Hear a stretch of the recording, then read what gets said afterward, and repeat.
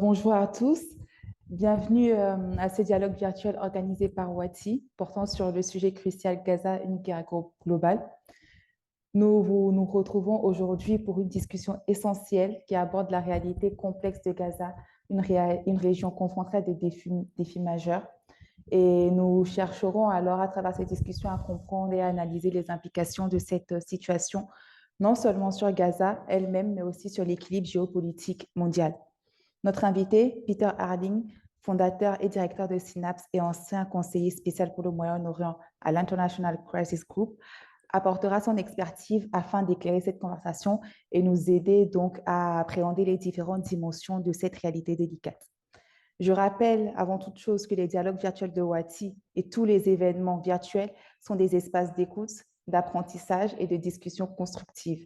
Et cette rencontre est donc une opportunité de poser des questions, d'apporter vos perspectives et de participer à cette réflexion collective. Je vous encourage donc à participer activement en posant des questions ou en partageant vos points de vue. Elles seront forcément relayées au cours de la discussion.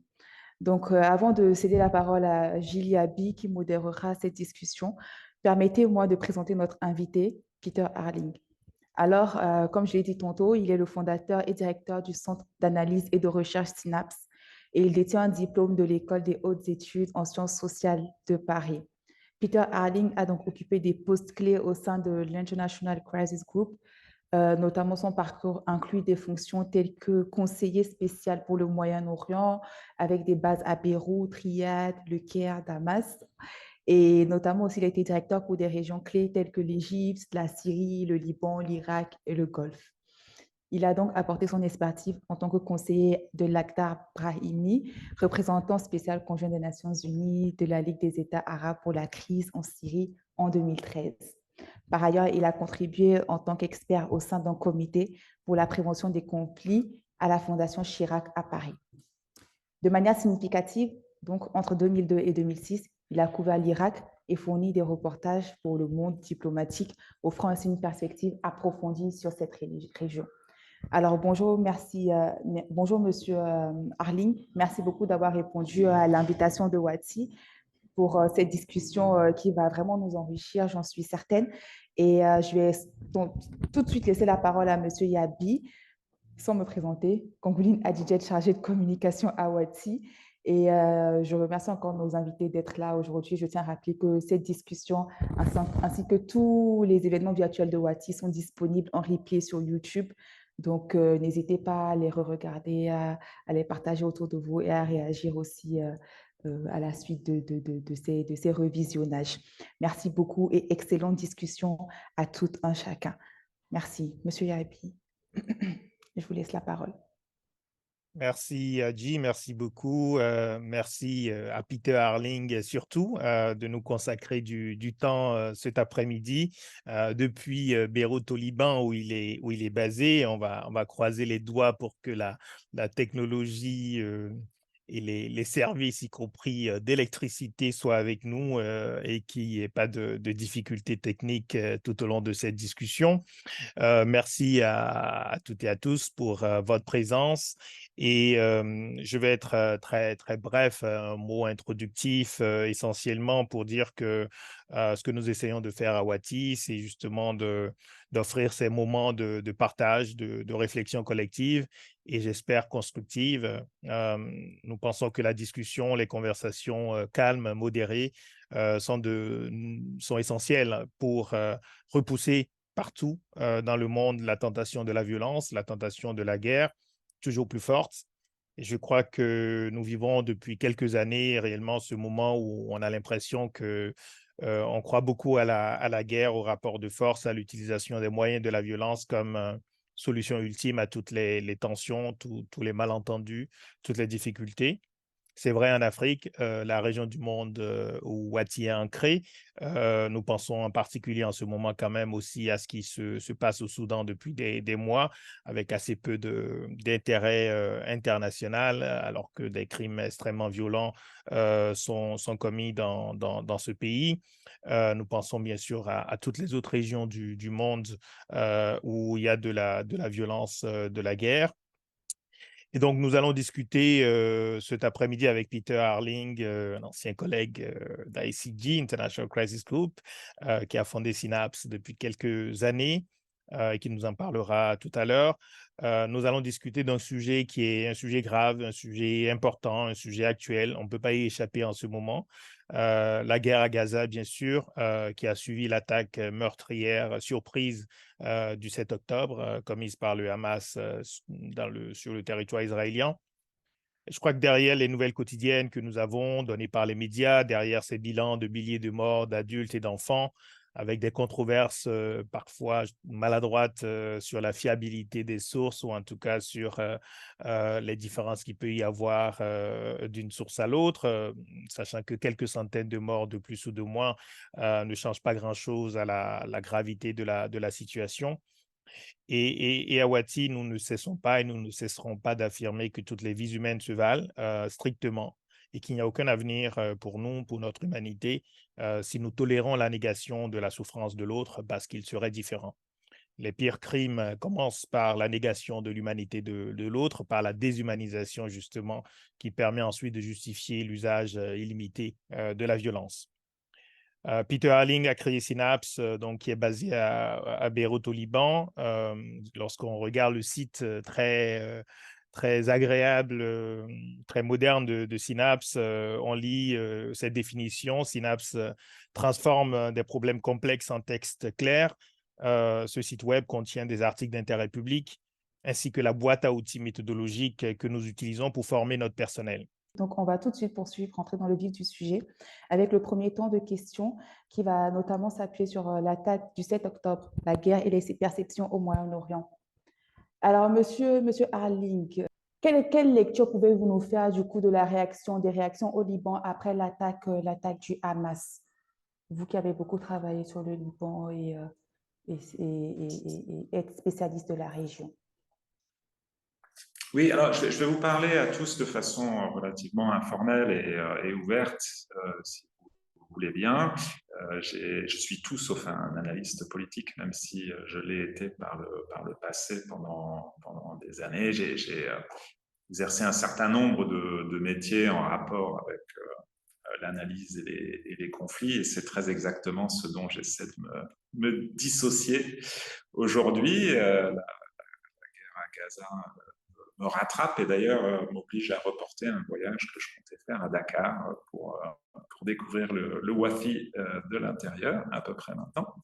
On a choisi cette formule pour compenser, mais j'espère pouvoir faire ce voyage au plus vite. Gilles Yabis est un ancien collègue à moi. J'ai ces dernières années cherché à changer complètement de modèle, quitte à rester dans la région où j'ai passé 25 ans. Je voulais recruter des jeunes collaborateurs localement et puis leur apporter un certain nombre de techniques qui leur permettent de s'exprimer eux-mêmes sur les sujets qui comptent à leurs yeux. Mon travail consiste largement à former des jeunes chercheurs et chercheuses, de façon à ce qu'ils deviennent des personnes phares sur les sujets qui les préoccupent. Et donc, je travaille davantage sur des sujets comme l'économie par le bas, les changements climatiques, le changement climatique et les formes d'adaptation qu'on constate au plus proche du terrain, mais aussi la technologie telle qu'elle est perçue et vécue dans nos sociétés. Donc, je continue évidemment à garder un œil sur un conflit comme celui qui a lieu à Gaza, parce qu'il met beaucoup de choses en jeu. Il y a un risque immédiat d'extension régionale, notamment au Liban. Donc, ça m'oblige à prêter attention à ces dynamiques de très près, ne serait-ce que pour pouvoir y survivre en tant qu'organisation. Mais je crois qu'il y a beaucoup d'aspects de ce conflit qui ont une dimension internationale et globale. On constate une mobilisation partout dans le monde. Pas tout à fait sans précédent, mais d'une ampleur qui évoque les semaines qui précèdent l'invasion américaine de l'Irak, par exemple. Donc cette mobilisation en soi, je pense qu'il faudra y revenir à la fin de cette discussion, si on respecte la trame que Wafi m'avait envoyée en préparation. Mais pour moi, ce qui est un peu fascinant et bien sûr tragique, mais aussi paradoxal, c'est qu'un territoire aussi petit que Gaza, un territoire qui est difficile à trouver même sur une carte à l'échelle du monde arabe, soit un territoire qui mobilise à ce point l'attention et les émotions à travers le monde. Donc, qu'est-ce qui se joue exactement, sachant qu'il ne s'agit pas nécessairement de niveaux de violence qui peuvent être supérieurs aujourd'hui en République démocratique du Congo, par exemple, pour ce qui est du nombre de victimes ou de déplacés. C'est pas clair qu'il s'agisse non plus très exactement des formes de violence. On a assisté à toutes sortes d'horreurs commises ici et là et qui ont déclenché beaucoup moins de réactions, voire ont eu lieu dans une indifférence totale. Alors, juste pour revenir sur cette première question, à savoir les réactions au Liban, les choses ont beaucoup changé au fil du temps. Ce qui est important, c'est de revenir sur ce qui s'est joué le 7 octobre. Et alors, c'est un moment particulièrement polémique sur lequel on doit se prononcer en prenant mille et une précautions. Alors moi, ce que je voulais dire justement à ce sujet pour préfacer mon propre propos, c'est que si Gaza change quelque chose pour moi, c'est une espèce de dégoût définitif par rapport à toute forme de racisme. Les Israéliens ceci, les Arabes cela, les Palestiniens, les Juifs.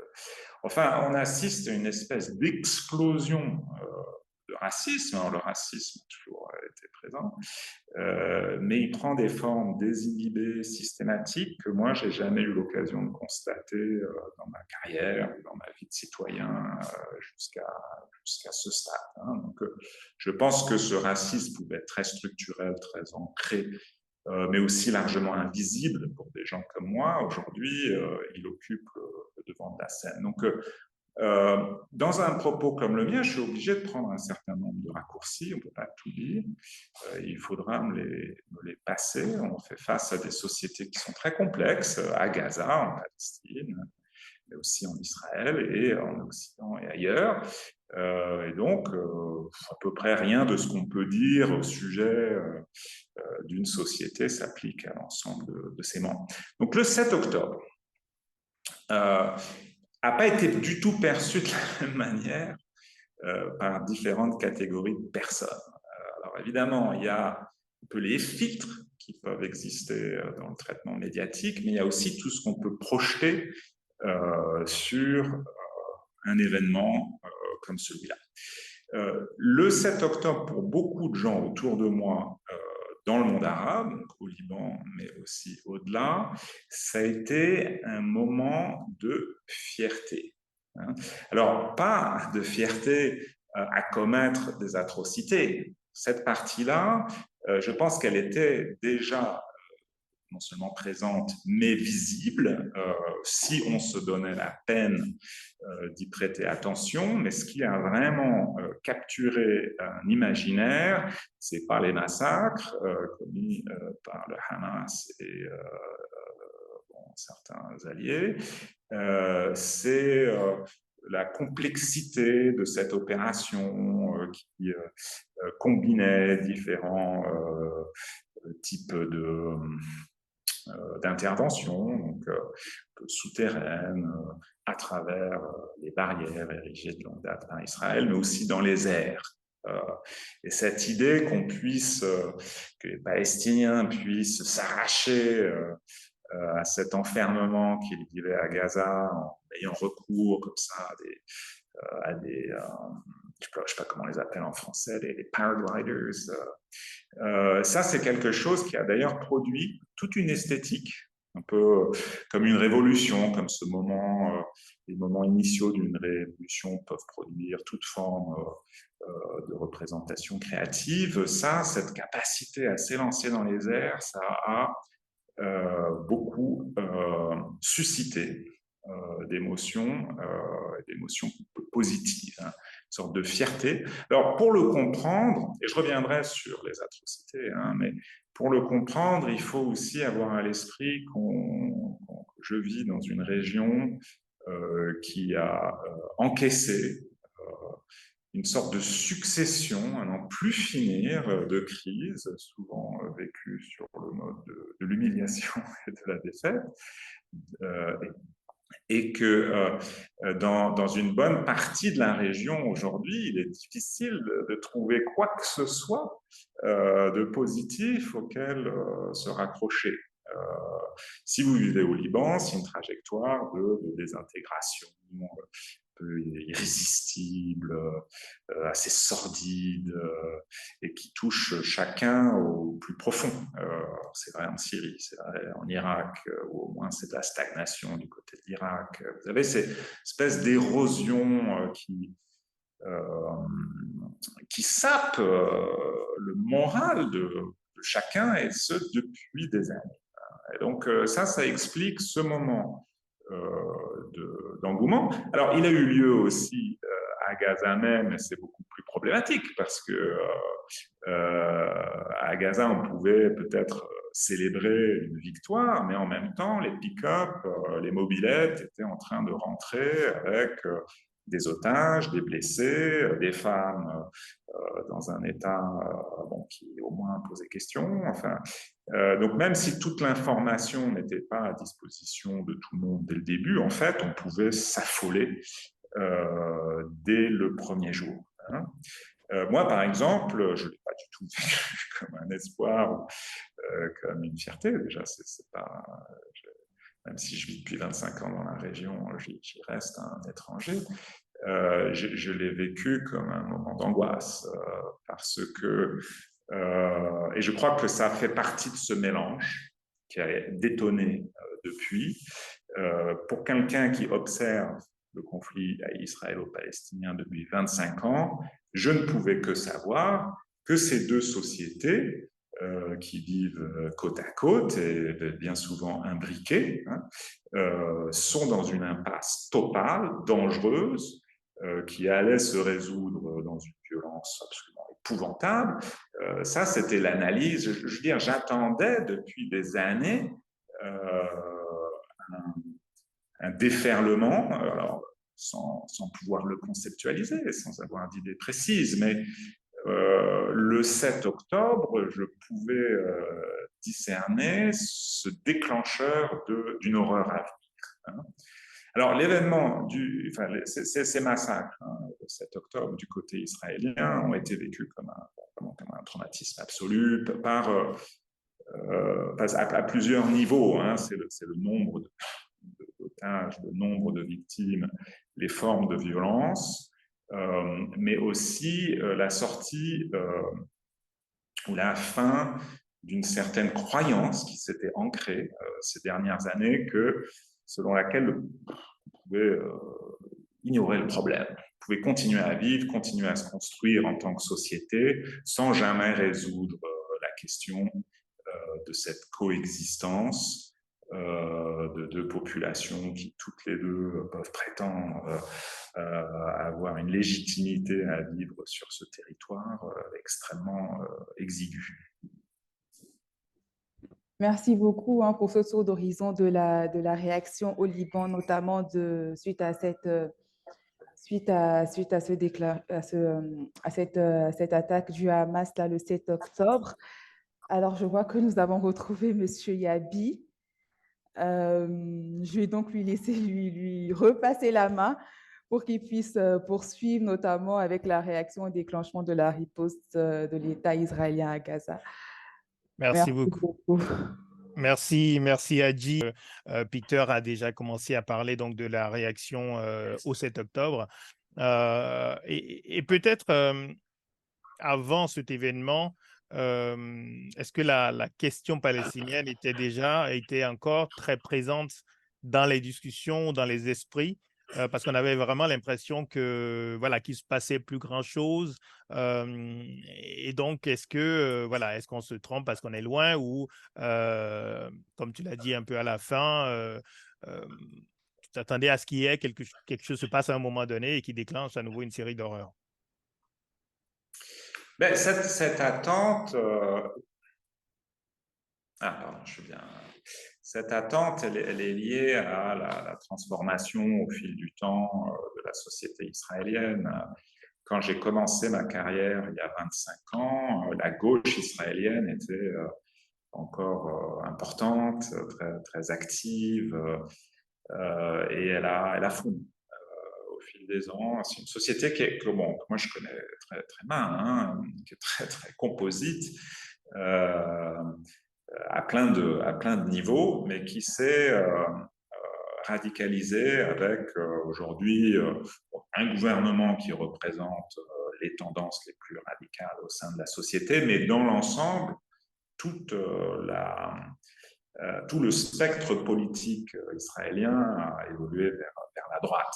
Donc, si vous écoutez aujourd'hui, par exemple, des propos qui sont tenus en relation avec les Palestiniens par des opposants politiques au Premier ministre Netanyahou, vous entendrez à peu près la même chose que ce que vous pourriez entendre de la part de la ligne dure. Sur cette question de la coexistence, considéré comme impossible, en fait, aujourd'hui, par une énorme partie de la société israélienne. Sur d'autres questions, c'est une société extrêmement divisée, avec des clivages politiques qui se jouent à travers les élections, des manifestations de masse. Donc cette année a connu, je crois, les plus grandes manifestations populaires de loin, les plus grandes qu'Israël ait connues dans son histoire, contre le gouvernement du Premier ministre Netanyahou, mais sur des questions qui n'ont strictement rien à voir avec la coexistence avec les Palestiniens. Ailleurs, dans le monde arabe, je pense que c'est une question qui ne ressurgissait qu'à la faveur des conflits. Un embrasement en Cisjordanie, des frappes à Gaza pouvaient remobiliser, par exemple, une jeunesse pour qui ça pouvait être le premier conflit israélo-palestinien. Donc, par contre, j'ai jamais assisté à un tel degré de mobilisation et de mobilisation émotionnelle. C'est-à-dire que la plupart des gens que je connais autour de moi et des gens qui, par le passé, auraient été parfaitement indifférents à des violences à Gaza, la plupart de ces gens aujourd'hui ne peuvent pas décrocher de nouvelles.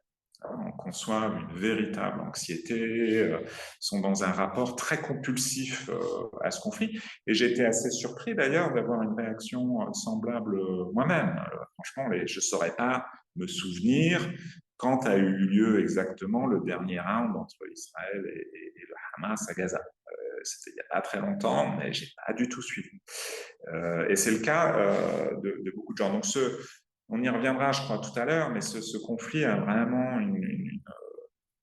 une teneur assez différente de ce qu'on a vu, je crois, parce qu'il s'y joue des choses existentielles pour les deux camps, et peut-être au-delà. Est-ce que tu décris et je pense que tout le monde admet, sur le basculement, en tout cas, vers ce qu'on pourrait appeler la droite ou l'extrême droite du côté israélien ces dernières années, paradoxalement, cela correspondait aussi à des années pendant lesquelles il y avait cette politique de rapprochement entre Israël et les pays arabes. Est-ce que ce basculement politique justement vers l'extrême droite, sur la question en tout cas de la coexistence pacifique avec les Palestiniens, vu du Liban, est-ce que ça a influencé aussi l'opinion publique libanaise, dans le sens où justement le 7 octobre, est-ce que la réaction des gens, est-ce qu'il y a une forme d'empathie avec les victimes israéliennes? Ou finalement, le fait qu'on ait Netanyahou et cette perception finalement que Israël considérait la question comme étant secondaire, voire réglée, au fond, ça a joué en faveur d'une absence d'empathie à nouveau pour les civils israéliens. Ben ça, justement, ça fait partie des questions sur lesquelles il est vraiment difficile de se prononcer. Moi, je ne saurais pas dire si... je peux dire qu'en Israël, aujourd'hui, il y a une empathie pour les Palestiniens à Gaza, avec la exactement combien de gens ça représente, j'en connais un certain nombre. Je ne crois pas que ce soit un sentiment dominant. Du côté libanais, je pense qu'il y a une réflexion qui a beaucoup changé. Donc, empathie peut-être, hein, mais je ne veux pas encore, j'hésiterai à trop me prononcer. Ce qui a changé très clairement dans mon expérience, c'est que pour la première fois, dans le monde arabe, et pas qu'au Liban, les gens prêtent vraiment attention à ce qui se passe du côté israélien. Donc, vous avez par exemple, à la faveur de ce conflit, ce qui reste d'une société civile israélienne typiquement influencée par une pensée de gauche, qui est extrêmement repris par les gens qui observent ce conflit dans le monde arabe. Donc, les activistes israéliens sont pour la première fois vraiment visibles, suivis et je dirais aussi soutenus par des gens qu'on pourrait voir comme appartenant à un camp pro-palestinien. Donc cette frontière-là a explosé. Je constate aussi beaucoup plus de finesse parce que les gens prêtent attention. Ils vont dissocier entre différentes catégories de ressortissants israéliens. Ils vont découvrir la complexité, les divisions, les nuances au sein de cette société. Et pareil pour ce qui est de la diaspora juive partout dans le monde. Beaucoup de gens autour de moi vont constater des nuances importantes entre juifs américains, juifs français, par exemple, mais au sein même de ces populations qui sont elles-mêmes extrêmement complexes. Un juif américain, ça ne veut pas dire grand-chose en termes de positionnement politique. Au contraire, il y a une évolution qui est très forte dans le sens inverse à celui de la société israélienne au sein de la jeunesse juive aux États-Unis. Donc ça, c'est quelque chose dont moi je pouvais être conscient, mais alors qui passerait totalement inaperçu dans mon entourage. Ça a changé. On le voit à la faveur des manifestations pro-palestiniennes, ou au moins pro-paix, disons, puisqu'elles vont avoir des significations complexes, mais elles incluent souvent une composante juive progressiste qui est visible, qui est reconnue. Donc, il y a un peu cette idée que le clivage se fait plus entre des gens qui souhaitent la guerre et des gens qui souhaitent la paix, une solution ou un respect des règles du droit international. C'est un peu deux visions opposées qui s'opposent, qui clashent, l'une comme l'autre peut-être étant illusoire. Merci beaucoup, Peter. Et au Liban, est-ce que tout de suite après le 7 octobre, j'imagine que tout le monde s'attendait à une réaction évidemment forte israélienne. Est-ce que la peur, c'était par rapport aux populations palestiniennes, à Gaza en particulier, ou est-ce que c'était aussi tout de suite la peur d'une extension du conflit au Liban, qui est évidemment tout proche et tout le monde attendait la réaction du Hezbollah? Est-ce que tu peux nous expliquer un peu quels sont les liens, quel est le positionnement du Hezbollah dans cette affaire et aujourd'hui, quel est l'état d'esprit au Liban? Est-ce qu'on continue à penser à une extension ou on se dit finalement, ce qui se passe est extrêmement grave à Gaza, mais ça va rester cantonné à Gaza? Bon, je pense que personne, peu de gens, je ne sais pas, peu de gens autour de moi, en tout cas, s'attendaient à ce que Israël aille aussi loin. C'est-à-dire que jour après jour, c'est une sorte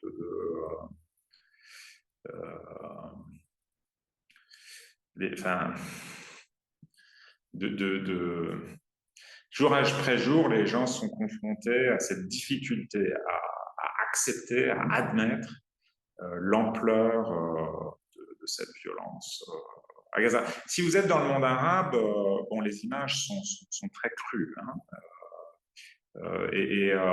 Il y a beaucoup d'aspects qui sont très intimes. Donc, des familles, c'est pas juste le fait qu'il y a plus de 10 000 morts dont on fait circuler les listes, c'est que des familles entières, c'est-à-dire qu'il y a un certain nombre, et un nombre important en fait, de familles à Gaza qui n'ont plus un seul représentant vivant. Donc, il y a beaucoup de choses qui sont très symboliques et qui portent cette charge émotionnelle qui est renouvelée jour après jour. Donc, c'est pour ça que, à mon avis, les gens ont ce rapport. Vous savez, il y a cette catégorie particulière qu'utilisent les médecins à Gaza, à savoir un enfant blessé sans membre de la famille survivant. Hein. Donc ça, c'est une catégorie qui est quand même extraordinairement tragique, qui a été développée pour des raisons techniques, hein, parce que tout le monde peut y aller de sa propagande, mais c'est un problème pour les médecins. Et du coup, ils utilisent un acronyme, mais c'est aussi c'est un vrai crève-cœur pour ceux qui suivent ce conflit, comme on le fait dans le monde arabe, sans filtre. Hein. Donc, pour ce qui est du Hezbollah, et dans ce contexte émotionnel, c'est important. Le Hezbollah voudrait incarner ce qui reste d'une forme de résistance au projet israélien, mais aussi à l'impérialisme occidental, dont ce projet israélien serait la manifestation locale. Quoi, hein. Donc, c'est difficile pour le Hezbollah, dans cette logique, de se tenir à l'écart du conflit. En même temps, ce qu'on voit à l'œuvre à Gaza, c'est une doctrine du point de vue militaire israélien qui a été développée à la faveur de la guerre entre Israël et le Hezbollah en 2006. Donc elle porte un nom en Israël, c'est la doctrine Dahia. Dahia, c'est la banlieue sud de Beyrouth. Moi j'étais à Beyrouth en 2006 par hasard. Il se trouve que j'y vivais peu de temps, mais j'y vivais à ce moment-là. Et je suis allé dans la banlieue, juste après la guerre, ça ressemblait tout à fait aux images qu'on peut voir des pires quartiers de Gaza aujourd'hui. Mais la population à l'époque a pu fuir. Le Liban, c'est un pays qui est beaucoup plus grand que Gaza, même si c'est un petit pays. Et surtout, à l'époque, les déplacés ont pu fuir jusqu'en Syrie, devenir des réfugiés, ont été accueillis en masse par la population syrienne, notamment en milieu populaire, dans la périphérie des grandes villes comme Damas et Homs. Hein.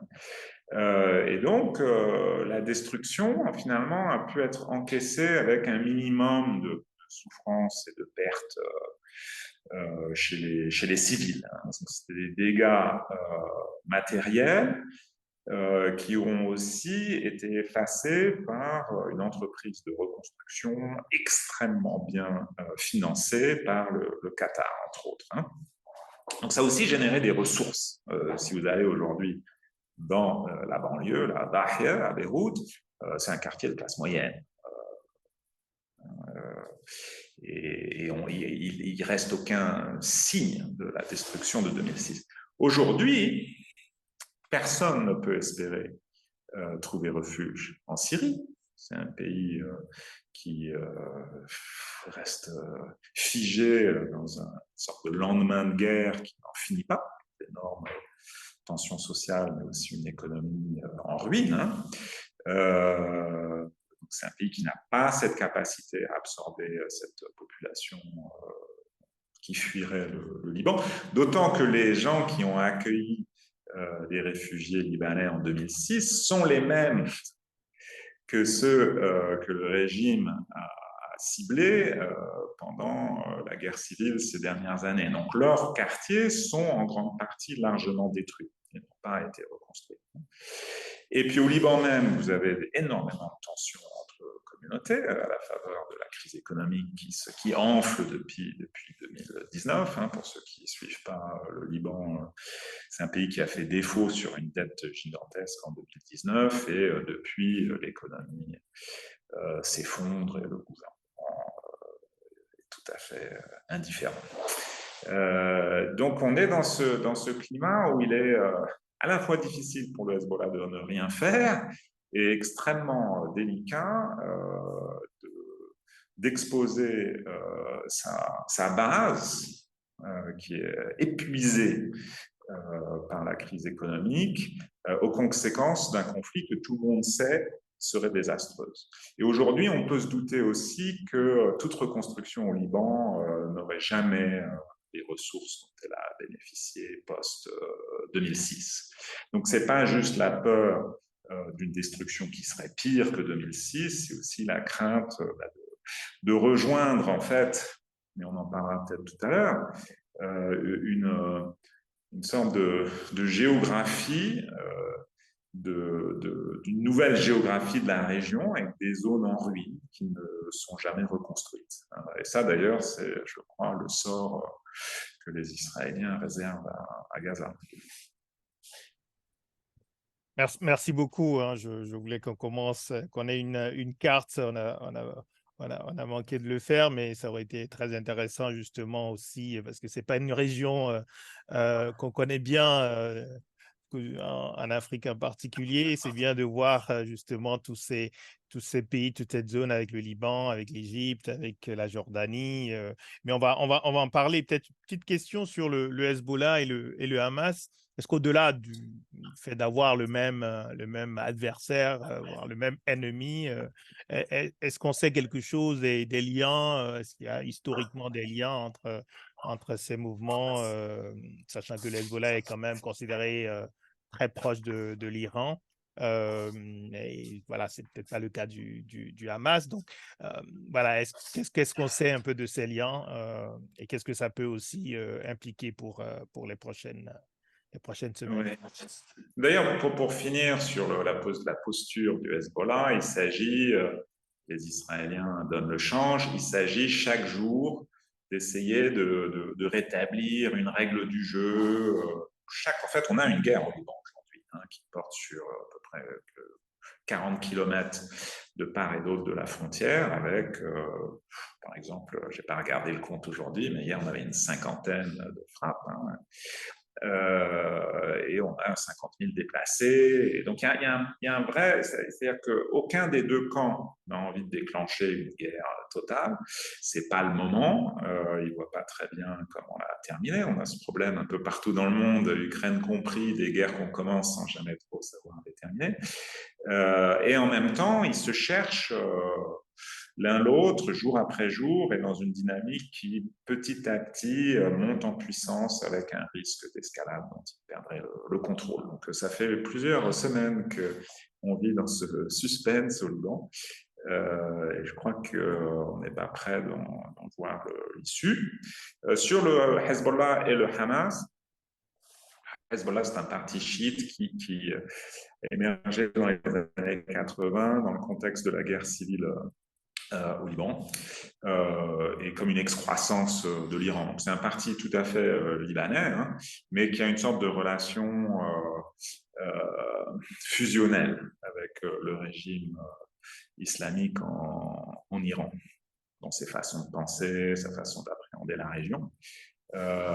C'est aussi un mouvement qui est devenu extraordinairement sophistiqué, qui a sa propre économie, ses institutions, qui gouverne un certain nombre de municipalités importantes. Donc c'est bien plus qu'une milice, c'est un mouvement populaire avec un énorme soutien très sincère de sa base. C'est un mouvement de résistance. On peut décrire comme terroriste si on veut, mais il se conçoit comme un mouvement de résistance, et c'est aussi une espèce d'entreprise, quoi. Énormément de moyens, des réseaux en Afrique notamment, aussi en Amérique du Sud. Donc voilà, ça c'est le Hezbollah. Hamas, c'est vraiment qui est aussi un mouvement islamiste de résistance armée, violente, comme on a pu le voir, qui depuis longtemps expérimente avec des tactiques plus ou moins désespérées et insupportables. Donc le Hamas s'est distingué par le passé à travers des attentats suicides dans les cafés en Israël. Avant d'abandonner cette tactique et d'en explorer d'autres. Hamas est un mouvement sunnite. Idéologiquement, il est très proche du Qatar, de la mouvance frères musulmans.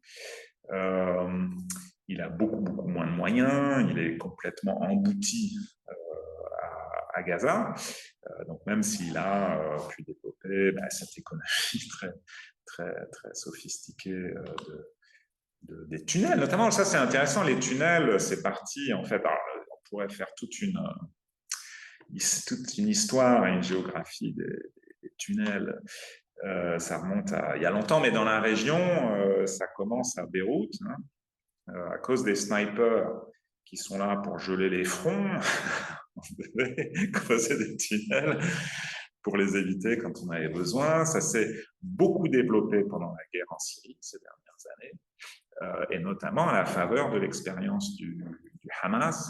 Et le Hamas a développé cette espèce de compétence extraordinaire en matière de tunnels à cause du siège israélien sur Gaza. Toute l'économie, pendant quelques années, passait entièrement sous terre, tout et n'importe quoi. C'est-à-dire, on faisait passer des voitures, du Kentucky Fried Chicken,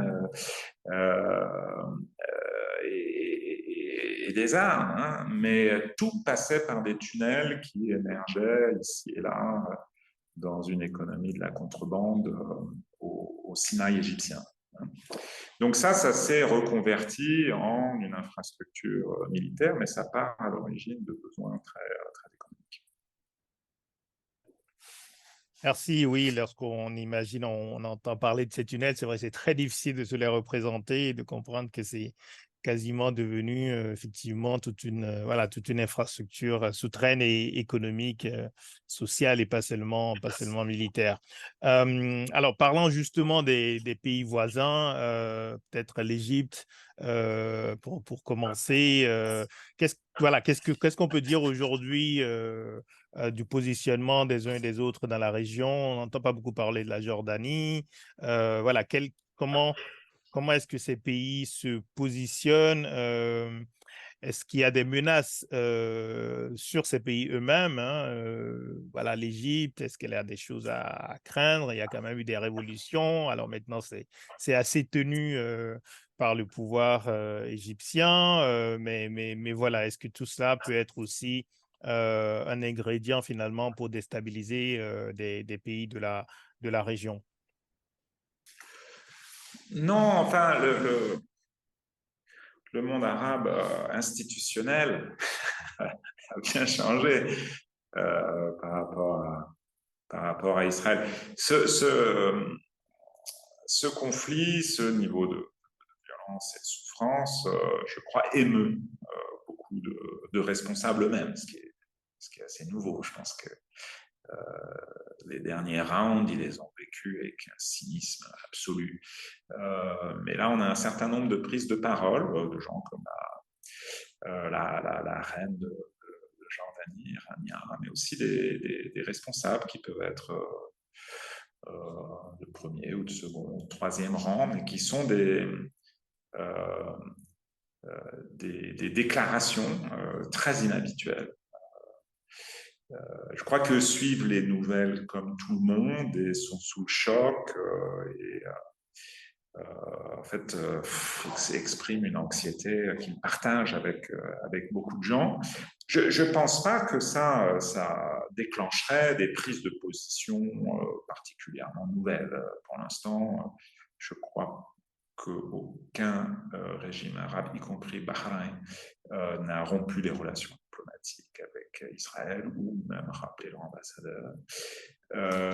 En fait, les positions qu'on a, c'est un refus de tout changement aux paramètres traditionnels à travers lesquels on aborde ce conflit. Donc, en particulier, pas de remise en question du statu quo territorial. Donc, un rejet de toute colonisation israélienne de Gaza, un rejet de toute déportation des résidents de Gaza vers l'Égypte ou ailleurs. Donc ça, c'est un consensus, parce qu'il y a des rumeurs sur le fait qu'en soudoyant suffisamment l'Égypte, peut-être qu'ils accepteraient. Moi, j'y crois pas du tout, hein, et c'est pas possible en termes de politique intérieure. À supposer qu'un régime soit cynique à ce point, il n'y survivrait pas, ce type de position. Reste à voir si ce qu'on appelait ces dernières années la normalisation, à savoir la volonté de certains États du Golfe, notamment des Émirats et l'Arabie Saoudite, d'instaurer des relations diplomatiques avec Israël, pourra aller de l'avant. Moi, j'en doute. J'en doute tout simplement parce que Gaza va rester, au moins pour plusieurs mois et probablement plusieurs années, un champ de ruines, donc un territoire qui est minuscule, largement détruit. Là, on est déjà en train de parler d'une destruction d'infrastructures urbaines de l'ordre de 50%, de destruction, sans parler de dégâts, dans le nord de la bande de Gaza. Et les opérations militaires israéliennes n'ont pas encore eu lieu dans le sud. Donc, sur une toute petite bande dont le tissu urbain aura été dévasté, 2,2 millions de résidents vivant vraisemblablement dans des tentes, avec des négociations à n'en plus finir sur le nombre de calories nécessaires, le type de soins justifiables, etc. Donc ça, cette espèce de honte. Le jour d'après, c'est un moment de honte. Hein. Et ça, je crois que ça va être extrêmement difficile à gérer pour tout le monde. Hein, et évidemment épouvantable pour les Palestiniens de Gaza eux-mêmes. En quelque sorte, c'est le succès, je crois, volontaire hein, du Hamas. C'est de recréer cette espèce de martyr palestinien à n'en plus finir. Une sorte de martyr qui est tellement profond qu'on ne peut plus l'ignorer. Je ne crois pas que c'était l'objectif de l'opération mise en œuvre le 7 octobre, mais je crois que c'est un résultat dont le Hamas peut aussi se satisfaire, connaissant sa façon de penser. Mais est-ce que justement, est-ce qu'on peut penser que l'objectif peut-être principal de cette attaque, c'était de bloquer cette normalisation mise en route avec les États arabes, qui a déjà été faite avec l'Égypte, avec d'autres, mais voilà, avec évidemment l'Arabie saoudite qui était le grand pays qui s'apprêtait à avoir cette normalisation avec Israël. Est-ce que du point de vue des conséquences, c'était peut-être ça vraiment l'objectif recherché, à ton avis? Oui, ça, c'est seulement mon avis, parce que je crois qu'on n'en sait rien. Enfin, les responsables politiques émettent leur propre opinion, mais au sein de Hamas, il y a vraiment une distinction, une sorte de firewall entre la branche politique et la branche militaire. Et d'ailleurs, une opération comme celle-là n'était possible qu'à la condition de la conserver extraordinairement secrète dans les détails. Hein. Donc même le leadership politique, vraisemblablement, n'aurait pas eu d'informations. Il y a quelques éléments de preuve, mais ça, c'est aussi des questions très structurelles au sein du Hamas. Ils sont eux-mêmes infiltrés, comme la société palestinienne l'est dans son ensemble, par le renseignement israélien. Et la seule façon d'opérer, c'est évidemment de compartimentaliser à outrance. Ce qui explique d'ailleurs une partie des violences. Hein. Donc, il n'y a rien à justifier ou certainement pas à cautionner le 7 octobre, puisqu'on a des exemples de combattants du Hamas en tenue qui se filment avec leur GoPro en train de commettre des horreurs. Donc, mais clairement, l'opération a été beaucoup plus loin que ce qu'ils escomptaient. Ils ont eu beaucoup plus de temps. Beaucoup plus de gens aussi que prévu ont pu franchir les barrières de sécurité. Donc je pense qu'il y a eu aussi un élément de chaos, dont le Hamas d'ailleurs n'a jamais voulu prendre la responsabilité. Donc eux se sont défaussés en disant nous, parti islamiste, jamais on commettrait de telles choses, peut-être que d'autres, mais ça c'est pas notre problème. Ça c'est vraiment leur discours officielle. En tout cas, je pense que un des objectifs très clairs, c'était de prendre des otages. Et ça, c'est une tactique que le Hamas a développée au fil des ans et qui lui a beaucoup rapporté. Et d'ailleurs, ce qui se passe en ce moment à Gaza, je pense, c'est la fin de la prise d'otages comme tactique. La dernière négociation que j'avais suivie d'ailleurs de près, c'était une négociation autour d'un soldat israélien kidnappé par le Hamas, Gilad Shalit, à l'occasion, je pense aussi d'une infiltration, si je me souviens bien, employant un tunnel sous la barrière de sécurité. Il a fallu peut-être 2 ans pour négocier un accord où le Hamas rendait Gilad Shalit contre 1000 détenus palestiniens, je crois, de son choix. Je ne me souviens plus exactement des détails, mais comparé avec ce qui a été négocié, ce qui est sur le point d'être mis en œuvre aujourd'hui, là, on doit échanger théoriquement 50 enfants et femmes israéliens contre 150 prisonniers du côté palestinien dans les prisons israéliennes. Donc, et bien sûr, après une destruction quasiment intégrale du nord de Gaza.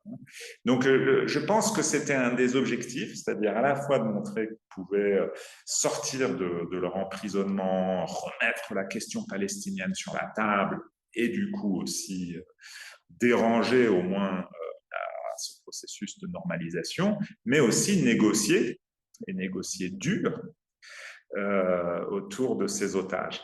Je ne pense pas que, même s'ils y étaient visiblement préparés à une guerre un peu terminale comme celle-ci, je ne pense pas que c'est ce qu'ils aient voulu déclencher.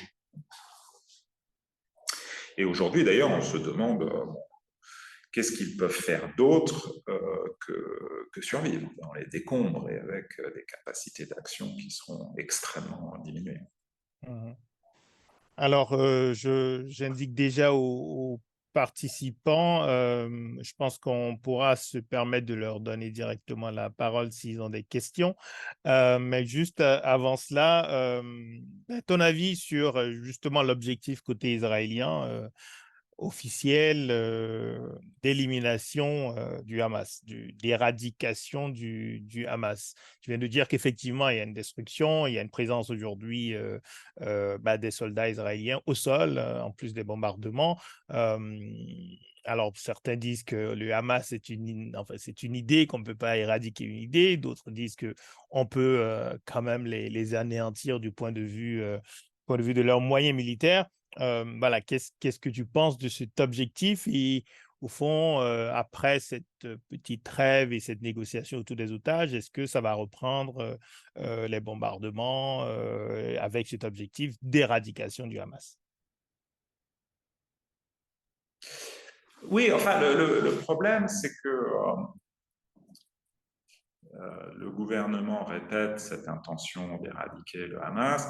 C'est pas très clair ce que ça veut dire. Enfin, évidemment, si on prend par exemple le nord de Gaza, donc une partie importante de la bande de Gaza a été encerclée, puis conquise quelque part. Et puis les troupes israéliennes y opèrent depuis un certain temps. Bon, ils ne déterrent pas le leader du Hamas, qui pourrait montrer au public. Et d'ailleurs, ils ne cherchent pas vraiment à le faire. Leur modus operandi, c'est de faire détonner les tunnels et de tuer ceux qui s'y trouvent jusque-là. Donc, il y a assez peu. Vraiment, le travail d'exploration des sous-sols, il a lieu autour de l'hôpital Shifa pour démontrer que c'est un bastion militaire, etc. Mais ça sert des fonctions politiques bien plus que cet objectif des fonctions de justification du mode opératoire de l'armée israélienne et pas cet objectif de destruction du Hamas. Et le problème, c'est qu'en fait, beaucoup de gens entendent une sorte d'équation entre destruction de Hamas et destruction de Gaza. Dans les faits, on avance à mesure qu'on détruit le tissu urbain. C'est à peu près le seul élément de mesure concret visible à des observateurs. Et puis ensuite, on a cet quand même extraordinaire déferlement de propos de la part de responsables israéliens, retraités ou en poste, voire membres du gouvernement actuel, et qui déclarent l'intention de tuer tous les Gazaouis, de les déporter à travers le monde, voilà, qui déclarent ouvertement qu'il n'y a pas de civils à Gaza, que toutes les victimes sont des terroristes, etc. Donc ça, c'est ce qui fait que la thématique du génocide est tellement présente dans ce conflit. Donc bien sûr, il y a l'histoire d'Israël en rapport avec la Shoah, hein, mais il y a aussi, donc Israël a décrit les événements du 7 octobre comme un génocide, hein, ça fait tout à fait partie du vocabulaire courant du côté israélien, même si tout le monde ne le partage pas une fois de plus. Et du côté de ceux qui ont des sympathies pour les résidents de Gaza, le mot génocide aussi est en train de prendre racine, et pas simplement sur la base des violences, mais sur la base de toutes ces déclarations qui sont étonnantes de franchise. Et alors ça c'est un vrai tabou du côté médiatique, donc même si ces déclarations en fait sont faites tous les jours, elles font pas du tout partie du récit journalistique en Occident au moins, parce qu'elles sont pas du tout intelligibles. C'est compliqué de se sentir l'allié d'Israël, de se convaincre qu'Israël a un droit de réponse, le droit de se défendre, etc. Et c'est compliqué d'intégrer cette idée que tous les Palestiniens sont des terroristes, qu'il faut en finir une fois pour toutes. Donc cet aspect particulièrement dérangeant du conflit est aussi étonnamment absent de la couverture médiatique, et je crois nous fait craindre le pire. C'est-à-dire que là, on ne constate pas de sursaut qui aiderait, compris, je veux dire, pour moi, les alliés d'Israël n'aident pas Israël en ignorant ces propos, hein, surtout quand ils viennent de responsables. Je veux dire que les gens quelconques expriment leur frustration, leur trauma, leur haine, ça, on peut tout à fait le comprendre. Mais là, c'est vraiment des entretiens filmés à la télévision publique et où on ne cesse de répéter ces choses. Et donc ça, c'est ce qui, je pense aussi, fera partie de ces lendemains honteux, parce que en fait, ces propos sont documentés et vont contribuer au récit qu'on construira a posteriori de cette guerre de Gaza. Merci beaucoup, Peter. Alors, je vois qu'il y a des questions. Je vais peut-être les relayer directement. Je verrai s'il y a d'autres qui veulent poser directement leurs questions. Il y en avait une sur justement ce qu'on avait évoqué tout à l'heure, les accords d'Abraham. Et avec cet épisode nouveau, quel est l'intérêt fondamental d'Israël? Aller au bout de la logique prônée par Netanyahou et ses alliés, dits suprémacistes, ou bien accepter un vrai débouché politique qui se rapprocherait de ce qui avait été négocié sous l'ère Isaac Rabin. Voilà. Est-ce que l'intérêt fondamental d'Israël, c'est d'aller au bout de la logique actuelle de guerre? Je réponds aux questions une à une. Oui, alors je vais peut-être poser déjà celles qui sont là. Il y a celle-là, il y a l'autre sur les hôpitaux. Au fond, quelle est cette stratégie de guerre qui consiste à tirer sur les hôpitaux? Mais la question qui est liée à cela, c'est est-ce que c'est vérifié justement qu'une des parties belligérantes, hein, en l'occurrence le Hamas, se réfugie dans les hôpitaux? On parle beaucoup d'un hôpital en particulier ces derniers jours. Voilà, et donc évidemment, question difficile factuel. Et enfin, que dites-vous de la position de la communauté internationale? Alors, bon, je ne sais jamais exactement de qui il s'agit, mais je pense que ce serait bien, évidemment, de parler ensuite des États-Unis en particulier, de l'Europe et de la Chine et de la Russie, qu'on oublie peut-être parfois aussi comme acteurs déterminants dans les influences que Israël peut avoir en ce moment. Donc, voilà, je te laisse répondre au choix et Non, ben merci pour ces questions. Je pense qu'elles sont toutes excellentes et elles vont au cœur du problème. Moi, je ne suis pas sûr d'avoir d'excellentes réponses. Sur le jusqu'au boutisme, à mon avis, ce qui est important de garder à l'esprit, c'est que le jusqu'au boutisme, ça se construit. C'est le résultat d'une évolution au fil des décennies. J'imagine, hein, je spécule, mais que beaucoup d'Israéliens considèrent qu'ils ont essayé, qu'ils ont tout essayé, qu'ils ont essayé de négocier, qu'ils ont essayé un partenariat avec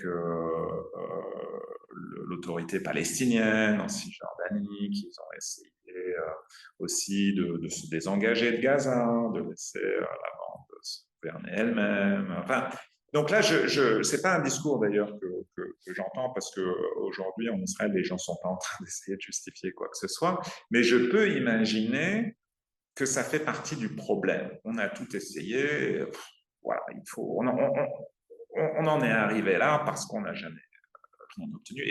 Et mon intuition, c'est que ce qui ressurgit aujourd'hui, en termes de jusqu'au boutisme, c'est en fait un répertoire d'action, un registre de pensée qui remonte à la fondation d'Israël et à ce que les Arabes, eux, appellent la Nakba. Donc, des violences. Donc, le processus de colonisation a suscité des violences, mais la fondation d'Israël passe par une offensive militaire qui permet de refouler, et par des formes qu'on décrirait aujourd'hui comme le terrorisme, hein, mais de refouler les civils, créant cette immense population de réfugiés palestiniens ailleurs dans la région, enfin à Gaza, en Cisjordanie, mais aussi en Jordanie, en Syrie, au Liban et dans d'autres pays du monde arabe et au-delà. Donc cet acte fondateur, c'est un acte violent et c'est le cas d'un certain nombre de nations. Enfin, les États-Unis ont été fondés aussi sur un certain nombre de violences.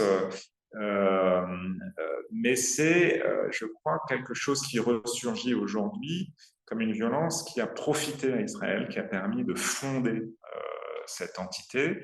Et ma crainte, c'est qu'inconsciemment, cette thématique est aujourd'hui le seul fil conducteur auquel les gens peuvent se raccrocher.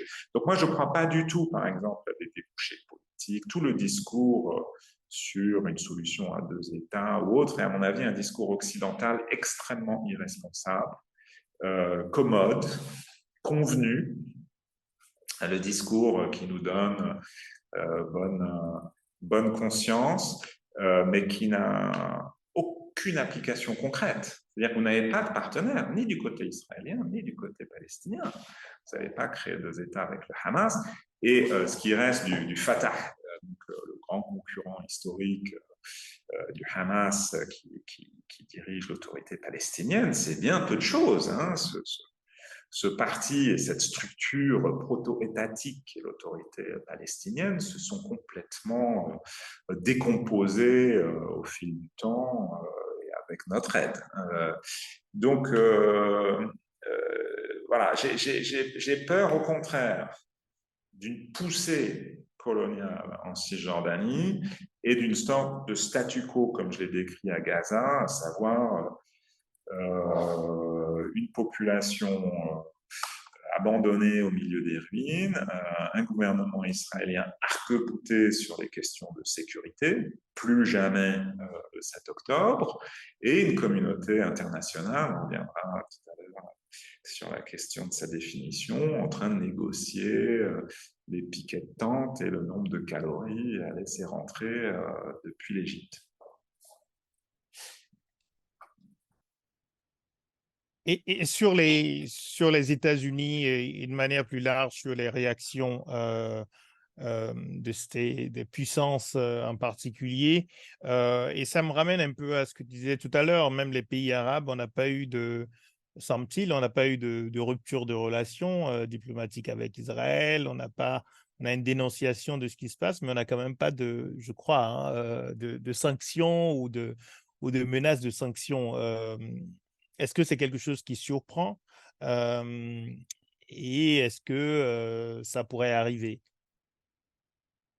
Évidemment, on pense tous à ce qui se passe, Russie-Ukraine, évidemment, et donc en Afrique en particulier, beaucoup font, et pas seulement, je pense, hein, comparent les situations et ils disent mais pourquoi est-ce que dans ce cas, on n'a pas de sanctions alors qu'on a quand même des violations évidentes du droit international humanitaire. Oui. Alors, je vais peut-être revenir sur la question des hôpitaux avant de parler de ça. On a assisté ces dernières années à une augmentation assez significative des attaques sur les hôpitaux en situation de conflit. C'était un aspect caractéristique du conflit syrien, par exemple. Hein. Le régime syrien a frappé avec un discours semblable et une détermination équivalente, tout ce qui relevait des infrastructures de santé du côté de l'opposition, à tel point que l'opposition a dû, elle aussi, creuser, l'opposition au régime syrien, pour construire des hôpitaux de campagne en sous-sol. Donc, avec cette idée que les ambulances servent à déplacer les combattants, les hôpitaux sont l'endroit où on soigne les combattants, voire... donc ça, c'est quelque chose, je crois qu'on a vu aussi pas mal en Ukraine. Hein. Donc les règles de la guerre sont en train de changer, s'éloignent du droit international humanitaire.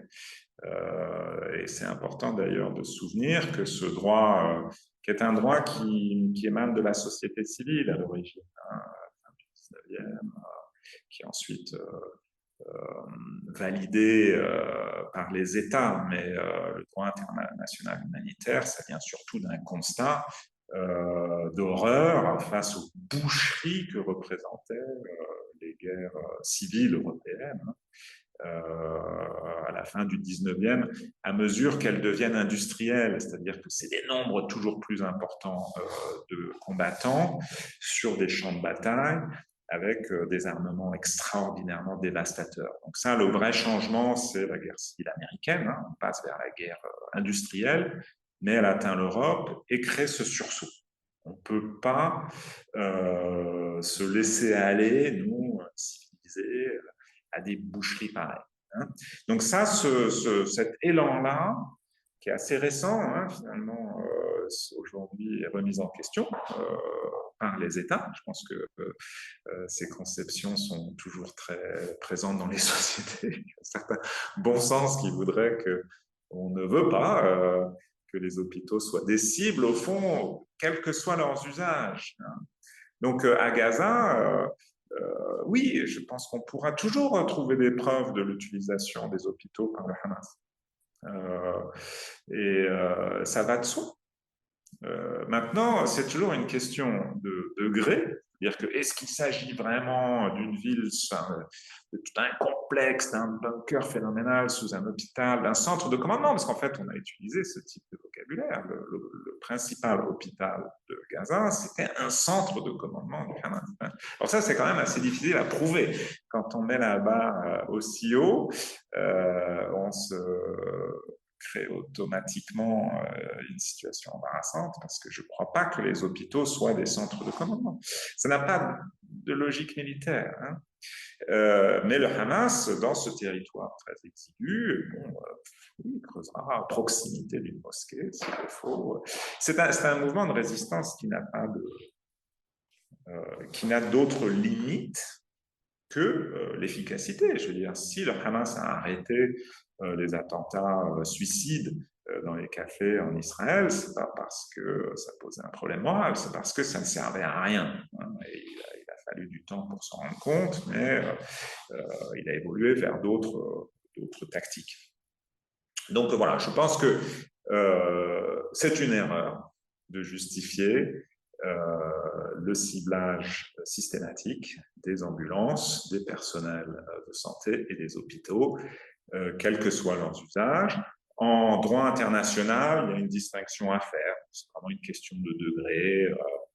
Il faut quand même, la charge de la preuve est sur l'attaquant, et il faut pouvoir prouver un usage à proprement parler militaire. C'est-à-dire que si on vous tire dessus à partir des fenêtres d'un hôpital, vous avez le droit de répliquer. Mais il faut un niveau de preuve qui va beaucoup plus loin que ce qu'on a entendu ou vu jusqu'à présent. Sur la position de la communauté internationale, je pense que un peu cette notion de communauté internationale qui a toujours été très problématique est malaisée justement parce qu'on l'identifie à l'Occident. Donc, l'Occident a, enfin, l'Europe, les États-Unis, puis un certain nombre d'autres pays qui s'identifient d'une manière ou d'une autre à l'Occident, a joué un rôle normatif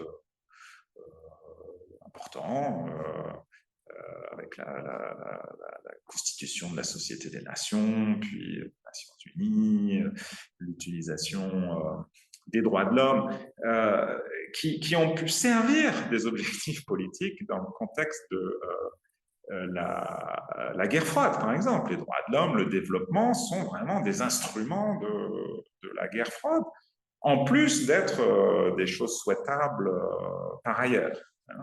Et je pense que ce qui est important, c'est que avec la chute du bloc soviétique, l'Occident se trouve aux commandes et a eu l'opportunité de consolider son système normatif en faisant la preuve, en respectant des règles qui pouvaient être dévoyées dans le contexte de la guerre froide. Ce qu'on a vu, c'est l'inverse. C'est des pays occidentaux, États-Unis en tête, et suivis par d'autres, prenant toujours plus de liberté avec le droit international humanitaire et montrant toujours plus de lassitude et de désintérêt pour les droits de l'homme et d'autres concepts fondamentaux. C'est-à-dire qu'on a évolué vers, et ça peut-être aussi en Afrique de l'Ouest, on a évolué vers des concepts toujours plus compliqués, le nexus ceci, cela, le PVI, CVI.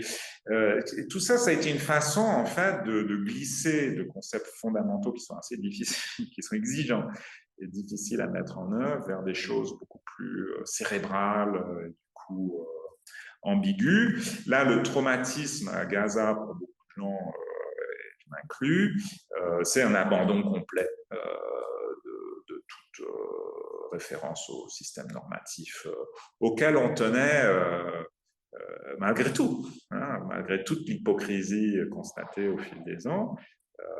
Je crois qu'il y a un véritable attachement à cette notion de droit de l'homme, de droit international humanitaire, de règles qui sont quand même des règles. Une fois encore, on a le droit de tirer sur un hôpital, mais il y a des conditions.